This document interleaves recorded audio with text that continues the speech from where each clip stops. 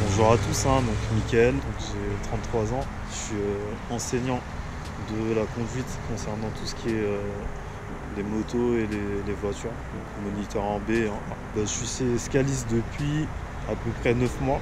Et donc anciennement j'étais salarié dans une auto-école classique. Dans un des plus grands réseaux en termes d'auto-école, c'est Inris, je pense que tout le monde connaît. Avant j'étais un salarié classique. En changeant de statut, j'ai pu conserver tous mes avantages du salariat classique, c'est-à-dire les congés payés, le droit au chômage. Et en même temps, indirectement, maintenant, je touche beaucoup plus. Mes fiches de paie, anciennement, plafonnaient au SMIC. Maintenant, j'ai un statut cadre, donc forcément, je touche le salaire qui va avec. Je peux vous certifier que mon salaire, il a été quasiment doublé. Le réel avantage, c'est que non seulement je peux fixer mes horaires en fait. Quand j'étais salarié, pour faire simple, je commençais le matin à 8 h.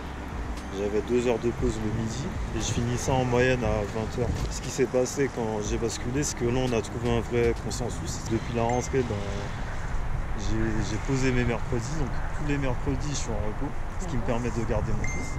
Et je travaille le dimanche. Dans le milieu auto-école, le dimanche il n'y a que les gérants et les patrons d'auto-école qui pouvaient travailler le dimanche. Moi, en basculant dans le portage salarial, je peux travailler le dimanche. Ouais, je suis plus limité aux 35 heures légales que la loi nous impose. Si je veux faire plus d'heures, je peux me permettre en toute légalité, ce qui n'était pas forcément le cas avant, puisqu'on était toujours limité par le temps légal.